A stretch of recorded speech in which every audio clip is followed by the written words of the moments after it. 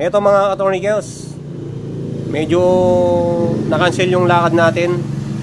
Kaya ngayon natin pagpapatuloy. Sana bukas na lang kasi oras na. Pero idadiretso ko na to mga katornikels. Eto mga katornikels, huwag nyo kakalimutan yung mga dowel. Mga dowel na malulupit. Huwag nyo kakalimutan to mga katornikels ha. Tapos mga katornikels, bago nyo lagay itong ano na to, yung head gasket, iunan nyo muna yung kanyang timing guide. So yan, iunan nyo muna yan mga katornikels. Okay mga katornikels, nalagay ko na yung kanyang black gasket tsaka yung mga dowel. Huwag nyo kakalimutan yung mga dowel. Ayan, yung kanyang timing guide.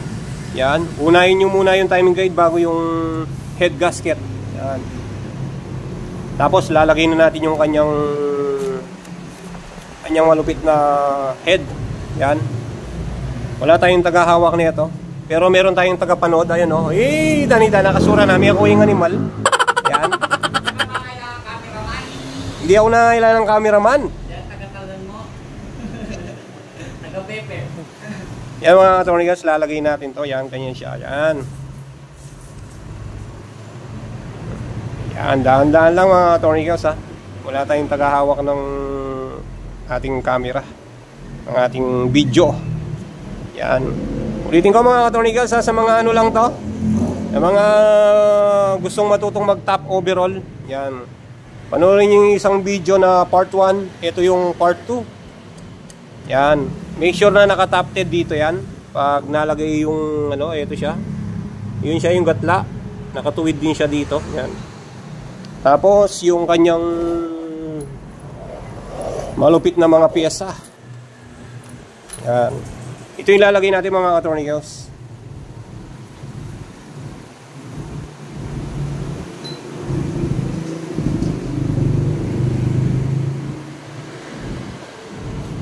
Ito.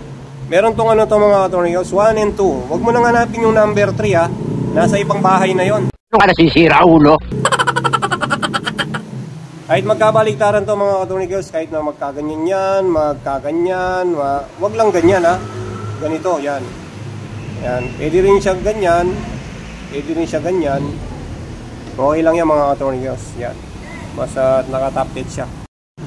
Okay mga katornikels, lagay natin siya dito. Paganyan natin siya dito. Yan. Wala akong tagahawak ng video.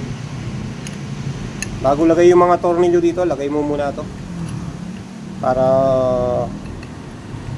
suwabe. Medyo may kahirapan yung paglagay nito kung beginner ka pa lang, pero tiyagain mo lang, makukuha din.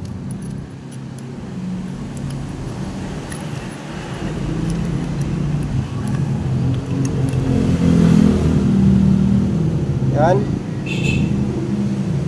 Antay mo yung butas dito. Ha? Wow. Okay mga katornikels, pag sige, pag nalagay dito mga katornikels, lalagay mo na itong mga washer. Yan. Ano ko man? First time kong mag-vlog. Ito mga katornikels, meron tayong bisya dito. Yan mga katornikels. Okay mga katornikels, yan. Lalagay muna natin yung mga tornilyo nya. Yan, huwag mo munang higpitan to mga katornikels to. Yan, ipantay mo muna dito mga katornikels yung kanyang, meron siyang gatla dyan, yung cam nya. Dapat itong butas na to, pagpapantay siya dyan. Dapat pantay siya dito. Pantay siya dyan. I-adjust natin ng konti dito. Ikot-ikot mo lang mga katornikels yung kanyang timing chain. Yan. Iikot mo lang para magpantay. Tapos tingnan mo muna dito mga katornikels kung top-ted siya. Yan. Ayun, top-ted siya. Ganyan o. Yan o. Top-ted dito. Tapos yung kutil niya. Tapos dito, i-top-ted mo rin.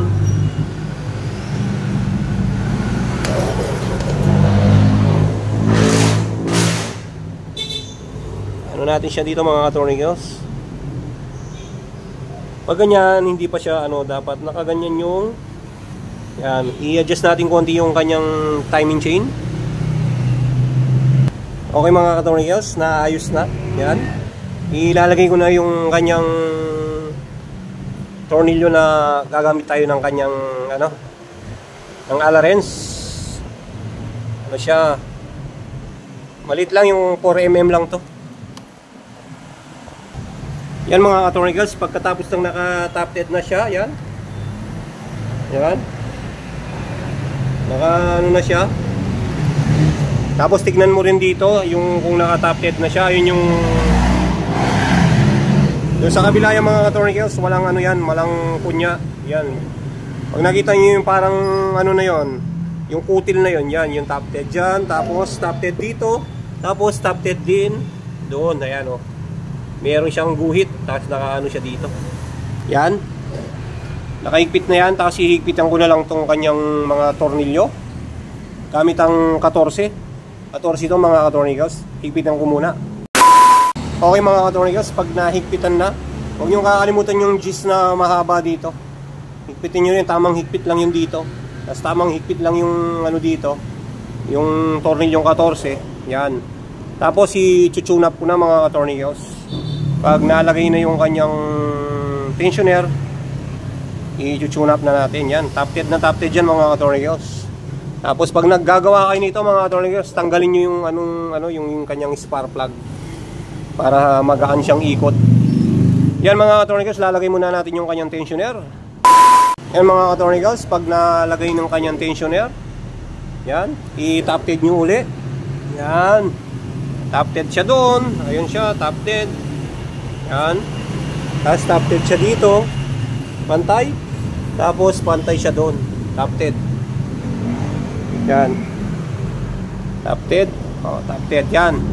Dapat ganyan yung ano yun mga ka-tornigals. Top-dead siya dito, top-dead siya doon sa harap. Tapos dito sa kanyang kunya, dito sa kanyang kutil. Tapos dito, yun, yun o. Magkatuwid sila mga ka-tornigals. O sige mga ka-tornigals, ilalagay na natin yung kanyang water pump. Dapat bibigyan ng gasket dito dun sa kanyang water pump. Maglalagay tayo ng gasket dito mga ka-tornigals. Yan, gasket para hindi siya mag-leak. Lalagay natin siya ng pandikit. O sige mga ka-tornigals, tara na, tirahin na natin. Baka tirahin pa ng iba. Let's do this. Okay mga ka-tornigals, nalagyan ko na ng kanyang pandikit to. Yan. Kapag nilalagay nyo yung water pump, yun, ito yung pakros nya dito, yung tuwid ito. Tapos makikita nyo tong ano na to, yung sa taas. Yan, pantayin nyo lang siya dyan mga ka-tornigals. Ayun o. Tapos meron kayong makikita ano doon, yung kanto nya, yung kanyang kanal. I-shoot mo lang to. Tapos dahan-dahan, basta tituwid mo lang to mga ka-tornigals. Ito, itong sa ano nya, ulo, tuwid nyo dito sa taas para swak na swak siya. Tapos bigyan nyo ng pandikit para hindi siya mag-leak. Silipin nyo doon mga ka-tornigals kung papasok siya. Makikita nyo naman yan pag pinasok nyo.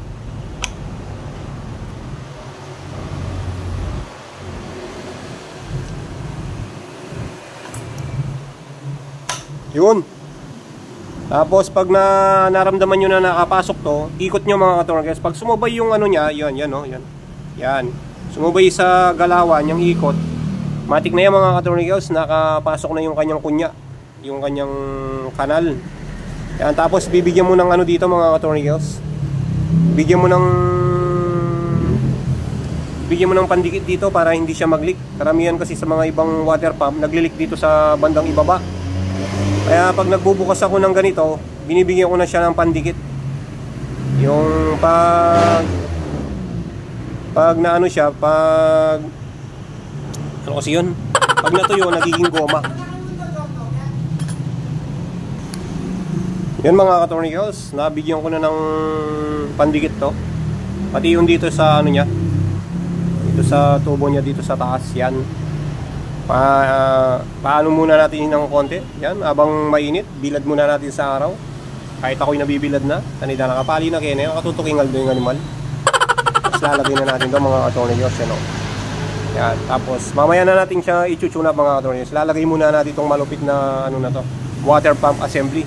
Sige mga ka-tornigals, ilalagay ko na to. Wala akong tagahawak ng ano, ng video. Cellphone pala. Yan mga ka-tornillos, nalagay ko na oh. Ito na lang mga tornil yung malulupit na yan. Nalagay ko na lang yung mga tornilyo. Yan. Sana makatulong tong ginawa ko na to sa mga baguhan na nagtatap overall. Basta sundan nyo lang to mga tornillos, yung pagtatap overall na to. Hindi kayo mahirapan dito, basta dahan-dahan lang kayo sa pagtatap overall, pagkakalas.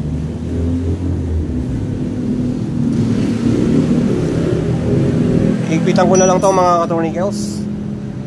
Yan mga ka-tornillos, nahigpitan ko na. Tamang higpit lang yan mga ka-tornillos. Ayun o, nabigyan na siya ng pandikit o. Pag tumigas yan mga ka-tornillos, parang goma yan. Hindi ko na sasabihin kung anong pandikit na yon. Yan, basta bahala kayo kung anong pandikit yung ano nyo. Pero mas maganda yung pag tumigas siya, nagiging goma. Ayun, nakalagay na. Yan mga ka-tornillos. I-tune up ko na lang mga ka-tornillos. Ang tune up nito, 10-20. Yung ginagawa ko dito, 10 tsaka 20. Yan. O sige mga ka-tornillos, tune up ko na. Tapos lalagay ko na yung takip dito. Tapos lalagay ko na yung radiator. Ito pala mga ka-tornillos, pipinturahan to. Pipinturahan ko to mga ka-tornillos para makita ni boss manager na maayos yan. Pipinturahan ko yan yung kanyang yung magneto. Pipinturahan ko siya ng kulay gray para okay pa naman. O sige mga ka-tornillos, ilalagay ko na yung i-tune up ko na, tapos pipinturahan ko muna to. Tara na. Okay na mga ka-tornillos, na tune up ko na. Gumamit kayo ng filler gauge mga ka-tornillos, hindi peeling gauge, para accurate yung pag-tune up mga ka-tornillos. Yan, yan, para accurate. Tatakpan ko na dito mga ka-tornillos. Yan, tara na. Mga ka-tornillos, bago nyo pala takpan to, buhusan nyo muna ng kumukulong mantika. What? Hindi, mga oil lang yan mga ka-tornillos, yung bagong oil para ano siya, para yan.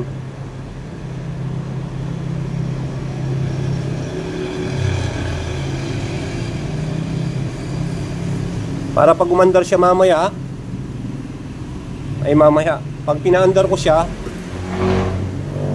hindi na siya kailangan mag-ano ng langis dito sa taas, magbigay ng langis.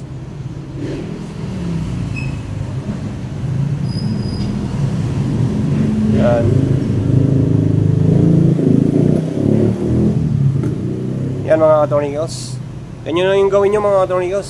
Buhusan nyo muna ng ano dito, ng oil na malinis, para pag umandar siya, hindi masusugatan yung mga bearing dyan. O sige mga ka-tornillos, tara na. Isiset na natin yung kanyang magneto. Pipinturahan natin. A few inches later. Ka-tornillos, napinturahan ko na. Yan na siya oh. Yan. Lalagay ko ng kanyang stator. Lalagay ko na lahat. Lalagay ko na lang yung kanyang itong radiator niya. Sana ay may natutunan kayo sa pagtatap overall mga ka-tornillos. Yan. Yan, top overall lang yung ating pinag-usapan na ito. Ilalagay ko na lang yung kanyang mga body throttle at lalagay ko ito. O sige mga ka-tornillos, hanggang dito na lang yung ating pagbablog. At kung bago ka pa lang sa aking YouTube channel, huwag mong kalimutan mag-subscribe. Pindutin mo na rin ang notification bell para updated ka sa mga video na katulad nito. Bye-bye! Peace! Sana may natutunan ka ka-tornillos.